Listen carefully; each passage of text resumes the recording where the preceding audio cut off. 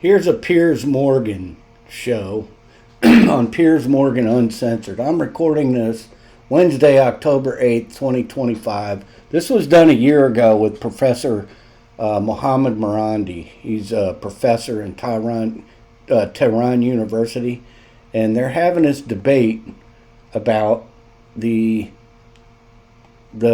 current situation between Israel and Palestine. And I wanted to get this on record because if Piers pulls it down, if he was smart, he would. But so far it's not down, and I wanted to post this on my channel and tell me what you think. Here we go. The general view in the West is that Iran's attack on Israel was an abject failure. Whether or not it was a genuine attempt to wound the Israeli state or just a billion-dollar fireworks display, it didn't work. 99% of the drones and missiles were shot down by Israel's allies and its Iron Dome. Israel looks tough again, Iran looks weak. And after months of rebukes from its allies over the Gaza war, Israel's powerful friends have again made their allegiance clear. So what did Iran have to gain? Well, first things first, the Iranian regime is loathed by its own people. Enemies mean survival. It had to be seen to respond to the Israeli attack on its consulate in Syria, and to those who glibly say Iran has the right to defend itself and America would respond with force, which rock have you been living under? Iran has been poking the hornet's nest through proxies for years. Hezbollah attacks Israel from Lebanon in the north. The Houthis in Yemen have attacked vessels in the Red Sea more than 60 times in the last 6 months alone. Hamas began its diabolical war in Gaza by invading Israel with Iran's funding and full-throated support. Fundamentally, Iran doesn't believe Israel has a right to exist. It wants to encircle the country with paramilitary groups and ultimately dominate the region. But like all pariah states, it profits from chaos. Unlike all dictatorships, its people suffer the most. So what should the Western world do about it? Is this a moment for appeasement or power? Did the attack throw Netanyahu a lifeline? And how will the changing political winds impact the war on Gaza, where millions now face a famine?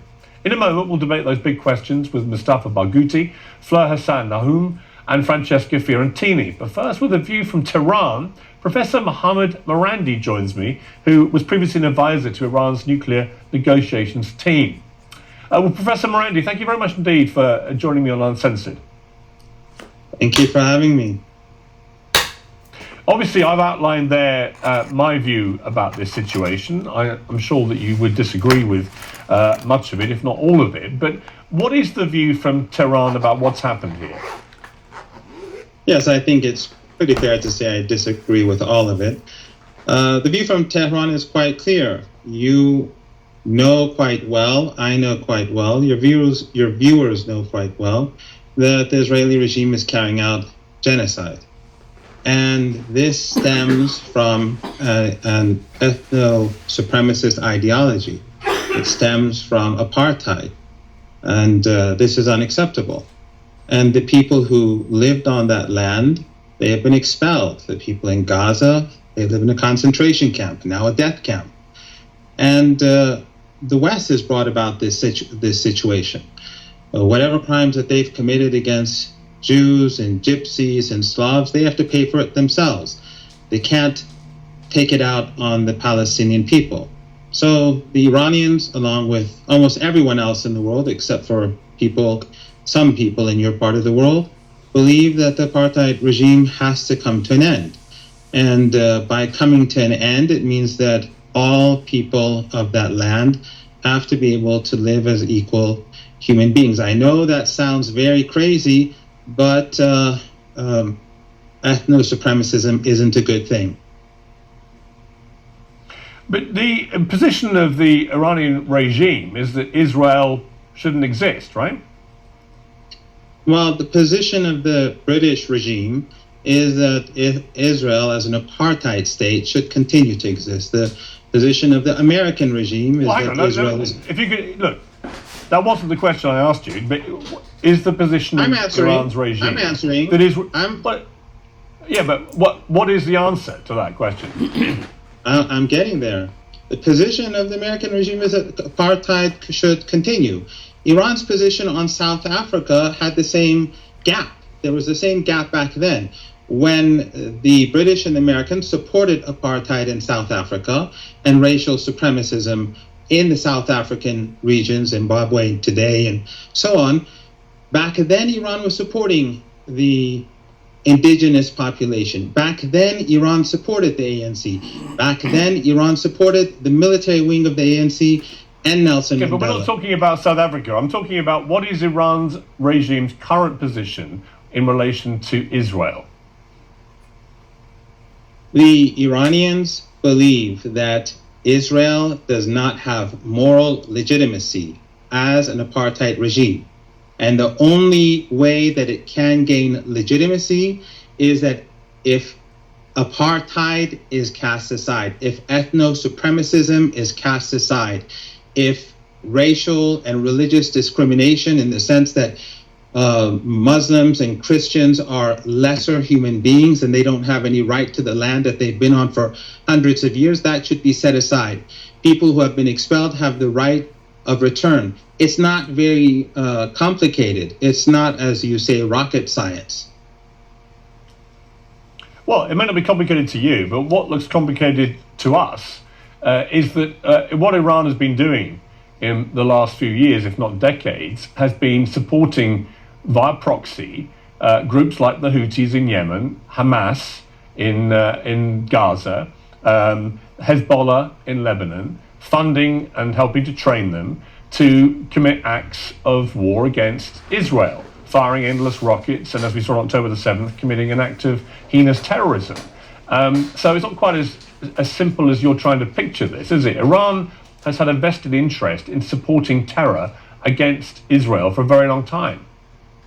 No, I think the regimes that have a vested interest in supporting terrorism are the ones who are giving the Israeli regime the weapons to carry out genocide. And the genocide began long before October the 7th. And the Gaza Strip was a concentration camp long before October the 7th. You know as well as I that October the 7th didn't occur in a vacuum. And the terrorism has been carried out regularly by the Israeli regime on the Palestinians of the Gaza Strip for decades. It regularly bombed them and killed them. And it's not just the Gaza Strip. I think roughly 400 Palestinians have been murdered in the West Bank over the past 6 months. These are regular occurrences, but it doesn't register in the West because, again, the Israelis they are European. It's a European colony. They have priorities over the brown people of the land.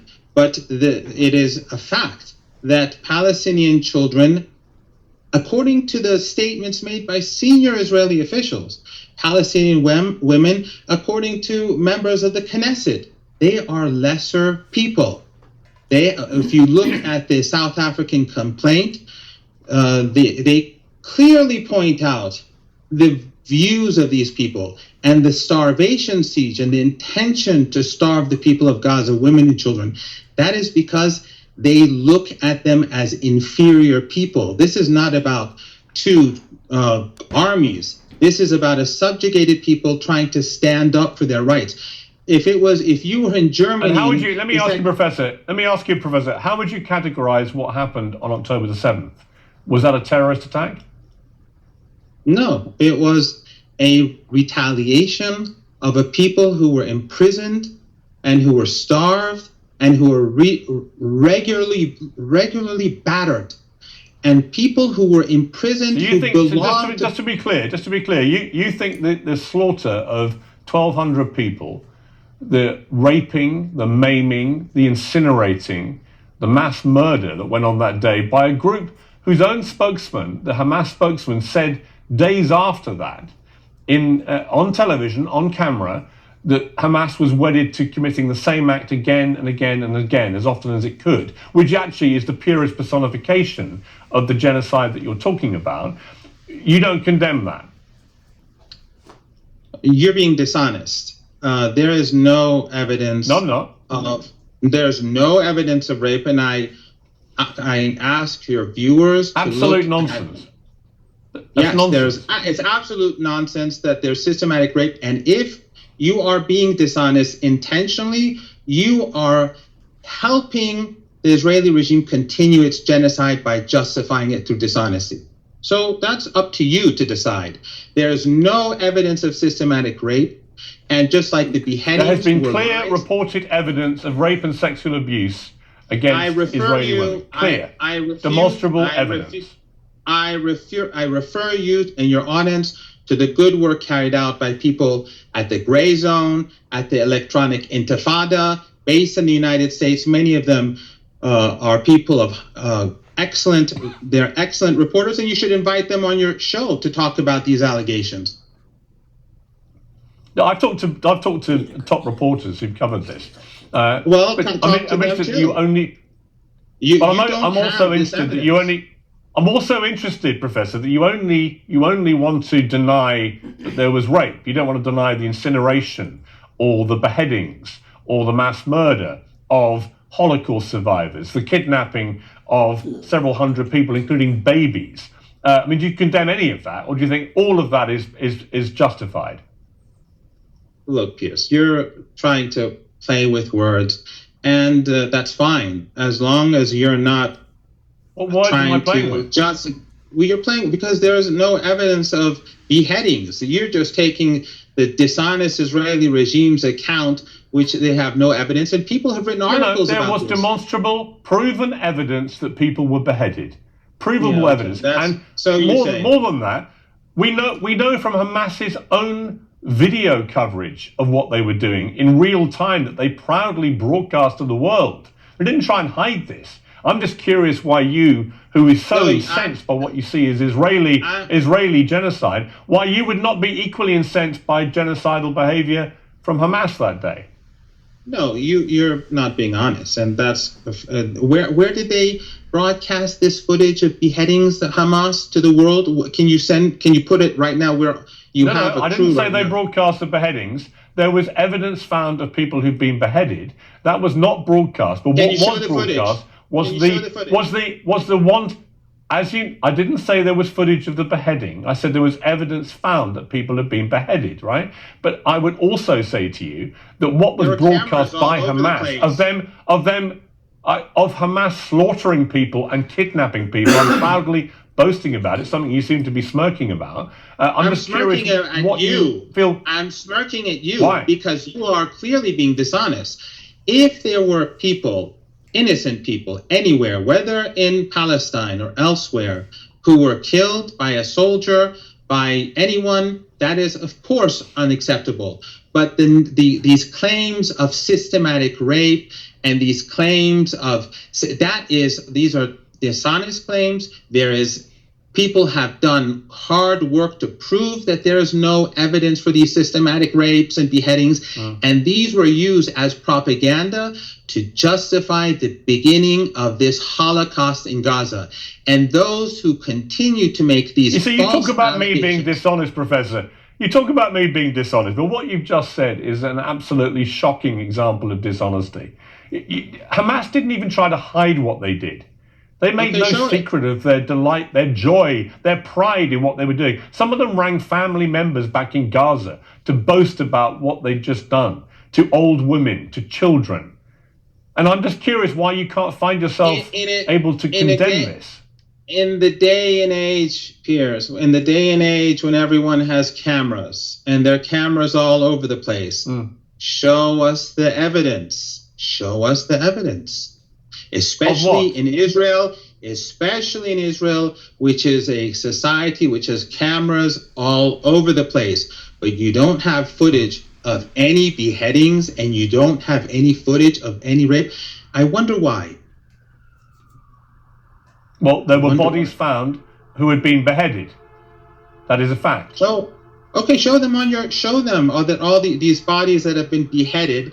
Show them on your show. Show those pictures.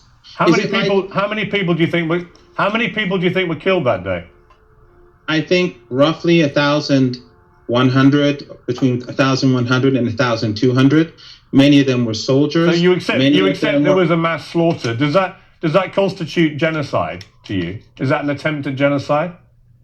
No, it's like you saying that the French resistance, which was operating against the Nazis, and they go and carry out an operation, and during that operation some children are sadly killed, so you say, oh, so the whole French resistance is illegitimate and the Nazis' occupation is legitimate. That's nonsense. If, as I said very clearly, wherever an innocent person is killed, that I condemn, everyone condemns, and I wish you would condemn, because a genocide is taking place, and you are putting forward claims without the justification to make them, without the evidence to make them. I would refer you again to those websites and those reporters and journalists who've proven that the claims were inaccurate, to say the least, and dishonest, most probably. Let me turn to, well, we agree about this, so people can make their own minds up, but let me turn to the missile strikes that Iran launched against Israel, 300 of them. It was spectacularly unsuccessful. I mean, it caused barely any damage. Again, you're smirking, you can explain why, but it was a spectacular failure, wasn't it, by Iran? Just a load of showboating and throwing fireworks in the air with actually no result whatsoever, other than they hurt one little girl. Of course, I'm smirking. It's funny the way in which you always frame things, where the other and the non-Westerner is incompetent and incapable, and your fantastic Israeli allies are on top of their game. No, in fact, it was a major defeat for the Israelis and for the Americans. And why? Because the Iranians, from the very beginning, well, let me tell you. First of all, the Israeli regime carried out an airstrike on an Iranian embassy. The whole world condemned it. Forget the West, forget the UK and the US. You are marginalized. You supported it because at the UN Security Council, your regime, the American regime, and the French regime, they prevented the condemnation of the bombing of the Iranian embassy. So the world rallied behind Iran. And Iran said, we're going to retaliate. But what did Iran do? Iran played it very smart.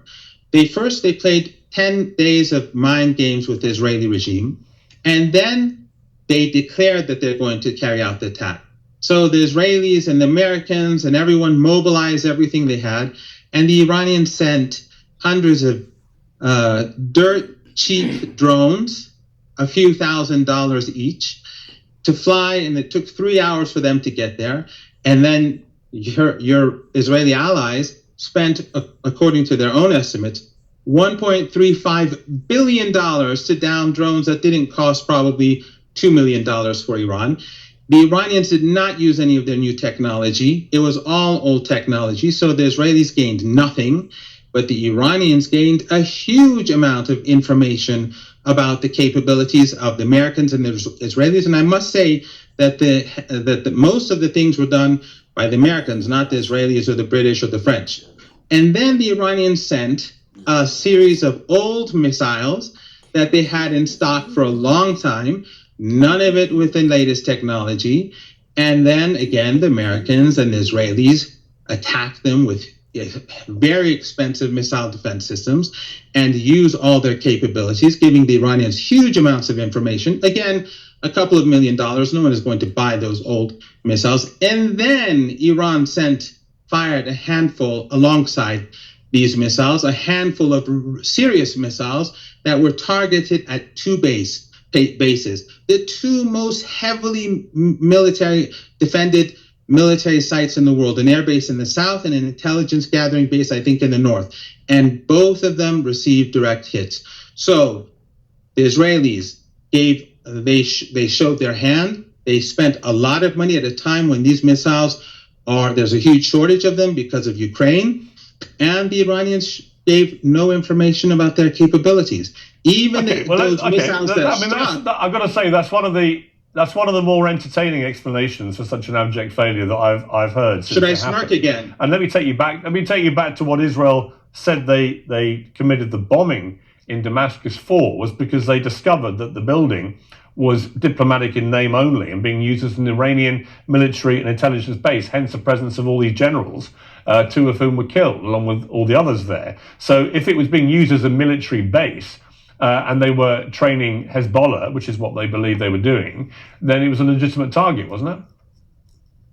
Well, of course, since you support the Israeli narrative and you are a friend of the people who are carrying out this Holocaust, this ongoing Holocaust, and you don't care about the I people don't in support any the narrative. West I'm just Bank, asking you and whether you, if no, it was no, being used, that is, if it was being used as a military base, was it a you have, legitimate target if they're training you Hezbollah have, to attack you Israel? have, you have a rather one of the most extreme narratives, and I think you're doing a disservice to truth by Actually, I don't at making all. such I've claims. been very No, critical of Israel, but there's I don't believe. no, no, I don't. Whenever I interview people who can't find it in themselves to actually say what Hamas did on October the 7th, I always find it slightly incredulous. Then whatever else they say, because we all saw what happened with our own eyes. People are not intimidated by you. That's the problem. You can intimidate some of your own people, but you can't intimidate us. I don't want to intimidate anybody. I want to get to the. That Yeah, era I is want to gone. find out. That era is I'm gone. just fascinated. It's over. Okay, let me ask you this. Let me ask you this.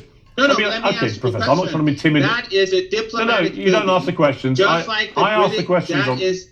No, I'm answering your question. That was a diplomatic building. You know quite well that the Israelis had no right to touch it. They committed a crime, and the Iranian retaliation was an act of self-defense. And your own foreign minister humiliated himself on Sky News, which is an outlet that is sympathetic to the regime, when he said, well, if one of our diplomatic buildings were struck, how would the response be? So don't be silly. The Israeli regime, they're always lying, just like the Al-Shifa hospital. They're full of underground tunnels. Where were the tunnels? And then at the beginning, when they struck the Al-Hilli hospital and killed hundreds of people, they said, no, it was the resistance. And the Western intelligence agencies said the same thing. And then we saw them hit hospital after hospital after hospital after hospital. So you put your faith in the narrative of these child killers who bomb hospitals and destroy the very basis of humanity, the very basic needs for ordinary people in Gaza.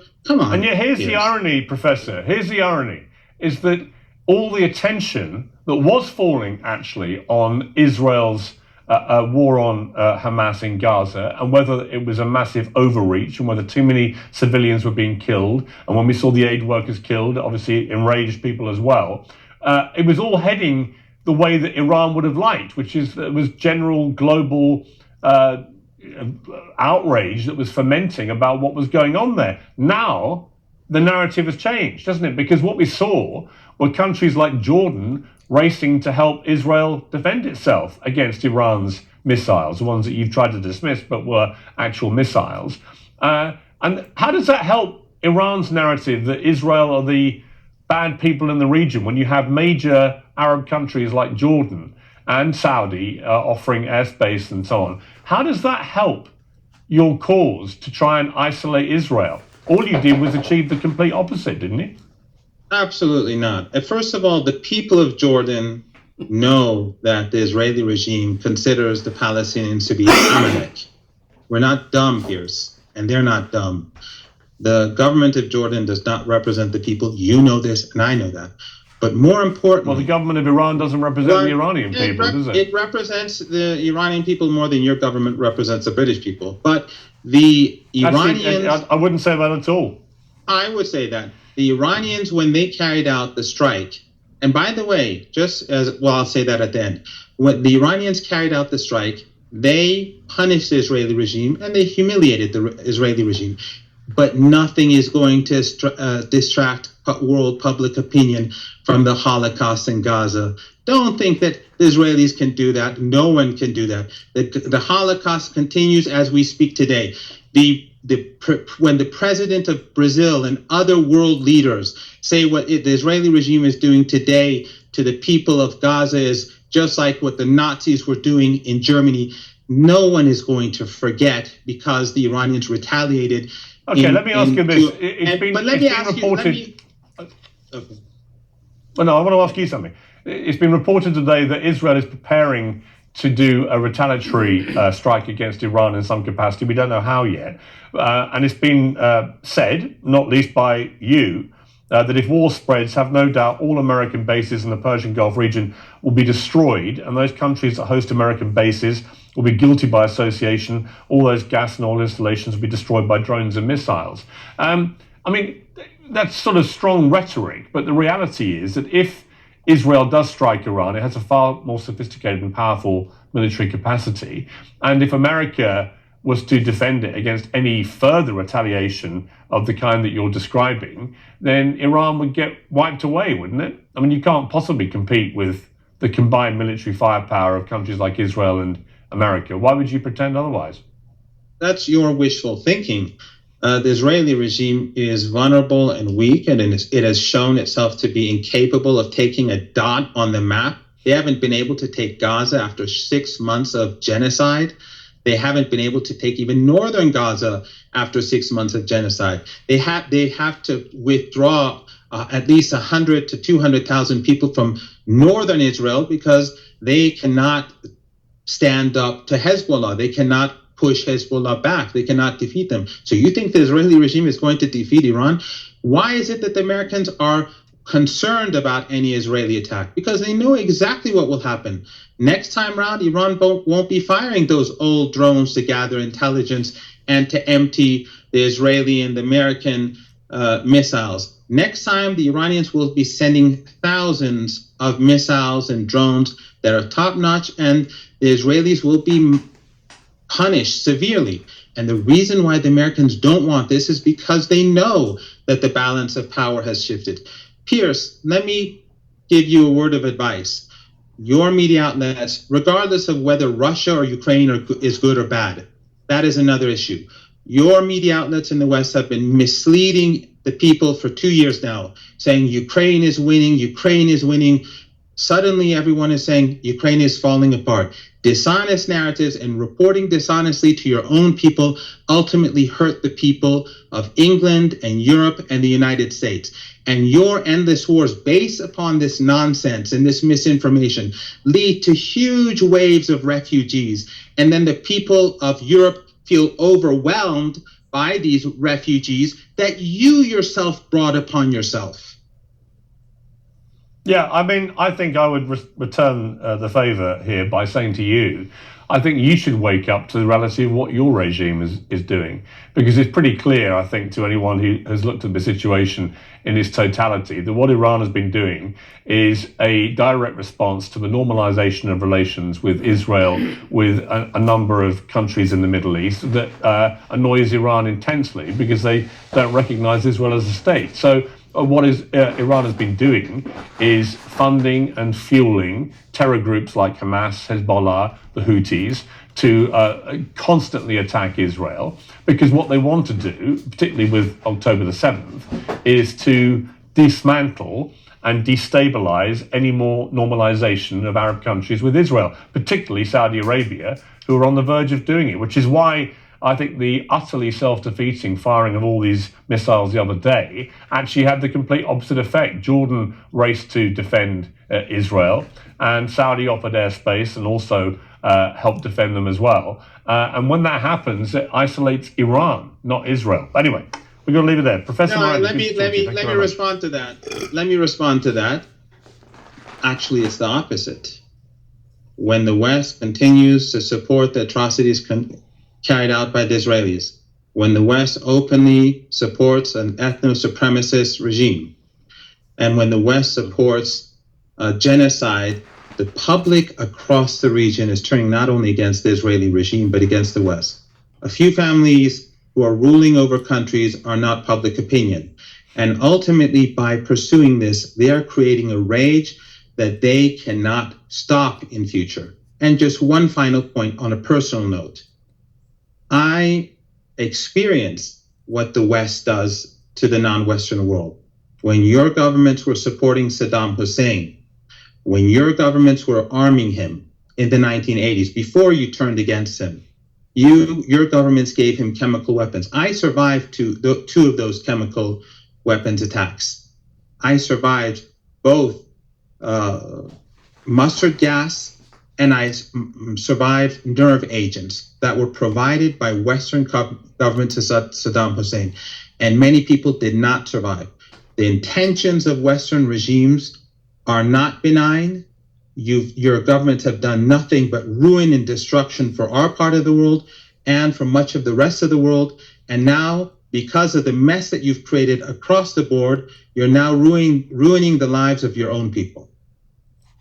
Okay, well, just for the record, I was the editor of the Daily Mirror, which led the UK media campaign against the Iraq War This in was before that. 2003. So I know what you're saying. I'm just saying that I did that, and so your assessment of what I think about what has I happened know what you were historically here doing. may be I slightly was flawed. at the anti-war protests in London at that time, actually. So I know what you Right, did. you were probably carrying But the it's Daily much Mirror more than banner that. because I know it's a Possibly. complicated situation. Professor Marandi, I appreciate you joining me. Thank you very much. Thank you. Well, I'm now joined by the current Deputy Mayor for Jerusalem. Well, that's about it. I really don't care what Israel has to say. I don't care what this lady has to say. I don't agree that any race or religion is superior to any other. I think all people are created equal in the eyes of God, our Creator, and we should not be treating each other bad.